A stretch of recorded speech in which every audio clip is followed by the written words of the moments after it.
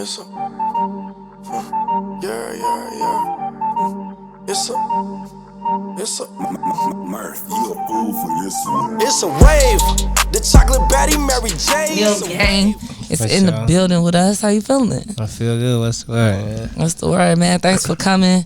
I know, we've been like on the ups and downs and the roller coaster, but we here. Yeah, and the third time is a charm. That's all that matters. We here. Facts, man. So what's up? What you been on, man? We just did 420. Oh yeah. Just rocked out the promontory. For sure, that shit was lit. Yeah. He like, I'm high as hell now. I barely even remember. I'm high as hell now too. But yeah, just working, staying consistent. Been working on a project, album shit. Okay. Like working on some writing shit too. So all in the works, everything. We know how you get behind the pen on the writing and ghostwriting and stuff like that. I'm gonna wait till I tap into that. Yeah. So speaking of you working on this new album, I heard through the grapevine that you on some like R&B slow shit. Is that true? I got an album like that's coming out too, but that's not gonna be the most recent one. The recent one gonna be like that shit gonna be turned. Okay, just, so you know what I'm saying? Gotta usual Neil Gang turn shit. Yeah, you know what I'm saying? Yeah. Okay. Turn shit, but yeah, I got some slow shit coming too. Okay. What made you want to like switch it up and go down the slow route? Like, I started doing the slow shit. I got real known off the slow shit when I was doing the slow shit back in the day. I was like one of the only niggas doing melodic shit. Probably was like me. Only other person that was doing melodic shit was Matty Baby.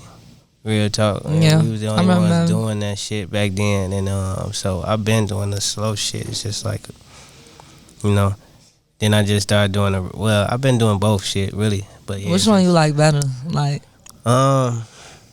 I like the slow shit better, but I like both of them, to be honest. I don't really want to pick. I really I just think like you had so much fun with the turn shit.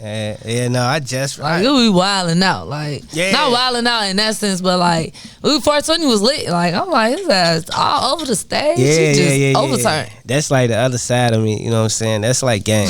Alter ego. Yeah, that's when gang. Your birthday? January 19th. I'm a Capricorn. Okay, Capricorn. You be capping. I don't be doing no capping. But yeah, that's like the other side. I got like two sides. You got Neil, that's like the R&B side. Then you like got the gang. That's gang. So did you purposely how long you been going by Neil Gang, like forever since you started doing music? Nah, I was going by Neil. I was going by Neilius, shit like that. So shit just had to change when like growing with the business and shit and like that, and just growing as an artist and understanding like, okay, but I can't just use this name and this name. So business purposes made me had to put something else behind Neil because I just couldn't go with Neil. Mm-hmm. And so the guys and shit always used to call me Gang and shit. My homie D Money, he always just be like Gang, and so I was just like going like Neil Gang. Neil Gang. Yeah, that's what it came from. But then all the extra shit came after that. Like, you know what? I'm gonna split this. Okay. It's the brand, the process of branding. Okay, I ain't mad at it. Now you from out west? Yeah, I'm 290. From out west. Yeah, 290 as hell. I knew it. Mm-hmm. I knew it. So Chicago, let's talk about it. What do you think is the biggest misconception about out west 290? What is the biggest misconception? That everybody dance out there. That's probably the biggest one. I don't. Y'all is some dancing motherfuckers out west though. I mean, we was talking about this last week. Out west started all the dances. Yeah, that's probably the biggest misconception because I can't dance. I don't even try to dance. I don't do none of that shit. I got a good 1-2 for you. That's it. He said I don't dance. I just 1-2 step. Yeah, I ain't trying to dance and nothing wasn't pussy. That's it. I'll be on some real player shit. I ain't nothing against it. My brother danced. He was one of them niggas. But like, that's the biggest misconception though, cause like everybody dance. Motherfucker told me they swear that I dance. They like, bro, you used to be dancing. You give me like, dancing vibes. Like, it look like you used to be on While I Can. Nah. Then that footwork action. I used to say no, gang. Yeah, nah. Not me. I'm gonna be in the party tucked off. You ain't gonna really too much see me in no shit. I made the music though. They was dancing to my shit on While I Can, the slow shit. I had some shit. That was in that song too. For sure, going crazy. With the Shit at parties back then and shit. Back in the day, when motherfuckers used to have the parties and they used to have the little juke parties and shit. My juke used to be last and kind of shorter than other niggas because I ain't know how to dance back. Shit. They get to dancing over me and shit. They hitting that shit. You know, if the motherfucker ain't dancing back, they right. They slide. They finna move around. Bro, you feel what I'm saying? Somebody finna come take your bed. You know, in the game. So I'm gonna get the dance because the niggas just sitting there all playing and shit. They like, okay, gang got a little sauce. And bitch get dancing, it's over with. You like Shorty from the wood. You know Shorty that was trying to dance with Teddy Bear. Yeah. New Shorty on the wood. Yeah, see, but I ain't even gonna try. I'm just. So you just ain't. I ain't doing that. I'm cool. Yeah, I'm cool. Might dab a little bit. That's it. Yeah, that's you know? it. Man. I'm the same way. Like I'm a dancer, but I'm not like a dancer. I'm more like a 1-2 step. And you know it's crazy. Like I'm a female, so automatically you know the baddies just gonna shake their ass. Yeah. I'm the baddie that's gonna hype them up and slap their ass because you know I could do that because I can't shake my ass. You know, so I be like, okay, yeah, get your shit. That's it. Yeah, I'm a vibe. My little. My sister just asked like, what is this little 1-2 dance you always doing? Yep, that's my little 1-2 step. That's it. I don't do too much, and we getting groovy. That's how it go, man. You know, all the extra shit be extra shit. Speaking of extra shit, what do you do extra outside of music? I do shit. I got a lot of little hobbies and shit I do. Like I can draw and shit. Fucking draw. I draw. Fucking outside of doing music, I actually write music. What else do I do? I like doing fun shit, but outside of music, far as just like I shit is my life, so I just be doing this shit. Music is my life. Yeah, and smoking and shit like that. Yeah, we 420 family over here, okay? Yeah, and just having fun. That's really what I do. Yeah. Okay, I dig that, man. Speaking of having fun.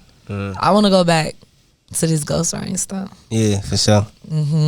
But before I get into that, what made you like want to be like, okay, music is my life. This is what I want to do. I'm gonna make music. I want to make money from music. Like, this is going to be my career. Like, take me through that process. Like, how old was you? Like, where was you at in your point of life where you was like, all right, I'm finna take this shit serious and like hop in my bag and do it. For sure. So I started doing music when I was like 7. I did my first song when I was 7. My uncle, he had a group and shit back then. It was like 3 of them. They had a group. And I always used to watch them rap and shit. They like on TV and doing some old shit. So I'm like, man, I want to do music. My uncle kept on telling me like, man, you ain't ready, like type shit. So I'm telling him, I'm like, man, I want to do it. So he let me get on the song one day, and I went crazy. I was 7 years old. He wrote the verse for me though, and I went crazy. Then ever since then, I was doing music. But then I had like got on this web series in Chicago shit when I was like 16, 17, and that's when that shit kind of like took off. My song's the intro, and I was on the show too, called The Generation, and that shit just like was big. How was that for you? Like, especially being so young, like, what was that experience like for you? Like, damn, like I'm finna be on TV, I'm about to do this music stuff, my song popping, like I'm lit.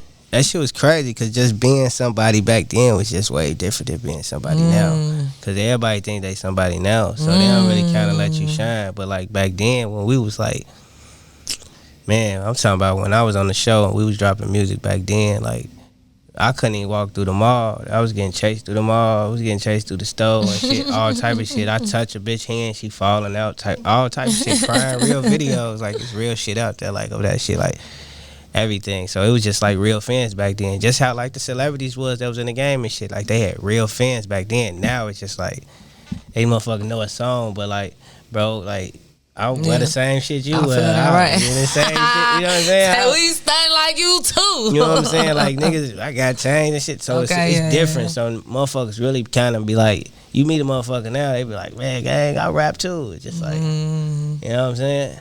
That shit used to be like different back then because everybody wasn't doing it. A motherfucker tell you they did music back then, you want to hear it. Like, hey, spit a verse for me. Let me hear. Now it's just now like, I don't want to hear shit. Hell no. I do music. Like, soon as man, I don't even be wanting to tell people what I do. Soon as they, what you do?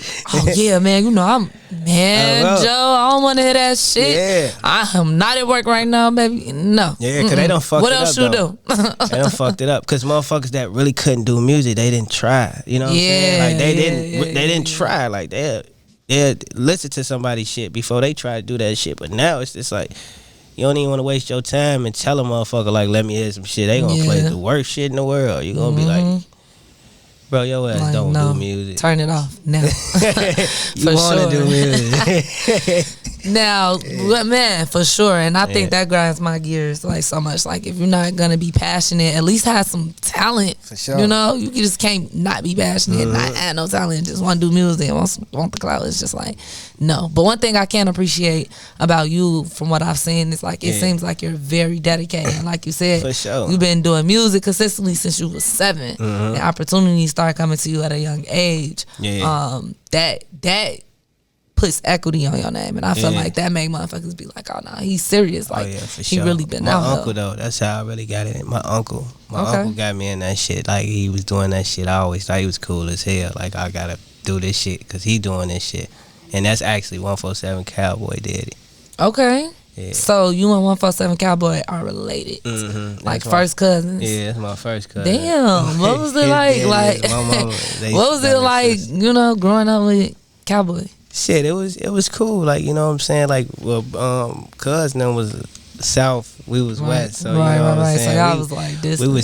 We still like a come around each other and shit like that. But like, you know what I'm saying? We was still little kids and shit. Even when I like started popping, like, cuz ass was like heavy ass supporter for me because he wasn't like turned as he was, and then he turned up like real, like, you know what I'm saying? But like, yeah, his pops motivated me, and then shit, I motivated him, and then like, cause he saw me like turning up, he like, I could do this shit, cuz, and he started doing that shit, and then shit, he took off with that shit fast. So it's all, you know, that shit I always love.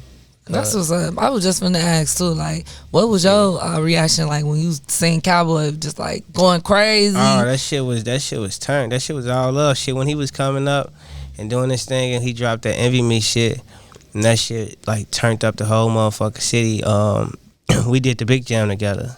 He let me on. We shared the stage and shit like that. He brought me out. Okay. And I think that was 18. I think that was 18. Okay. Yeah. But yeah, he did the big jam. He brought me out. I did. What was that experience like? That shit was fun. Man, was that the first time you like? Was that the largest crowd you ever performed in? During up to is it? I don't know. I could have been though. I'm not sure though. I did a lot of shit though. So even like I said, when it was coming up, we did a lot of shit. Like, you know, and I was doing ghostwriting and shit for D-Lo too when he popped, and was doing D-Lo Shuffle when he got signed to Atlantic. And so I did a lot of shows with him. I did Chan's concert with him. I did the Tip Fest because I was doing a lot of behind the scenes. So you've been outside working. Yeah. So I've been seeing you though. I'm like, this the Neil gang is everywhere. Yeah. What don't he do? Yeah. So speaking of what don't he do, right? And ghostwriting. Yeah. You know, heard through the grapevine. This R.Kelly situation. Is R.Kelly counseled? Nah, he ain't counseled to me. You still listen? You still stepping in the name of love? I mean, if the music come on, yeah, I got some songs for that sure. I play Okay. for sure. We could take a. What? Yeah. I was supposed to get you a little drink, right? We supposed to get a little drink. You gotta, I don't know, take it out the bottle or something. Yeah. We gonna cheers to that one. Not they say we taking a shot to R. Kelly. It's not too R. Kelly, y'all. It's too. We taking. Disclaimer: we are not taking a shot for R. Kelly. Okay, we're taking a shot because we are real individuals, and yeah, that's it. That's what it is. So how did you? Yep. Yeah, that's that. So how did you get acquainted with R. Kelly? Like, take us all the way back. Alright, so my cousin, not Cal though, my other cousin, he used to cut his hair. Okay. And he used to hoop Small with him city and shit too. Yeah, he used to play basketball and shit too for like years though, a long ass time. Cause he was I mean, he been around them and shit for a long ass time. My family been doing a lot of shit for like a long ass time. Like I said, I got my uncle. He had a whole group. My mama, other sister, she worked at BET for years and shit like that. So she was always at the BET Awards and shit like that. But anyway, my cousin, he was around Rob Kells, he told Kels about us. And he like, man, I got cousins. He told Kels about me and Cal the whole time. Like, you know what I'm saying? I got some cousins that do music. Like, man, I want to bring them to meet you. So he brought me to the studio. Kels was playing basketball. He was out playing basketball. So long story short, he came back in. We had recorded a few songs. He listened. He fucked with them. And I just started coming to the studio after that. And I was going to be his artist. I worked with him for like 2.5 years. Okay. And I what happened? He went to jail. Yeah. This was just recent though. Yeah, this just okay. recent. So I'm thinking I'm still back in the days because look, the catalog is too long. No, this is like 2018, 2019 type shit. Them 2 years I worked with him going on like them 2 years I think. Some shit around there, but like, damn. Yeah, so we did like over fucking 300 songs. Damn. And so like, what man, like, okay, Jesus. Yeah. Look, that whole thing was just crazy as hell to me. Personally, I didn't keep up with the story because I didn't care that much. I'm not even gonna lie. I did not care. Me neither. And it was just like, this, you know, how the media start, you know, doing too much with stories and stuff. So I was just like, I don't know what happened. I don't care. Whatever, but I know it was a big deal, and for you, like, you was locked in, and y'all had some shit that was emotional. Like, how did that make you feel? Like, did that like temporarily put any like pauses or setbacks on Neil Gang's career? It didn't, but at the same time, it did. Only reason why it did because like I said, we did over 300 songs in the studio. Well, I did over 300 songs in the studio, plus the songs we did together. And I ain't got none of that shit. Damn. So he got it all.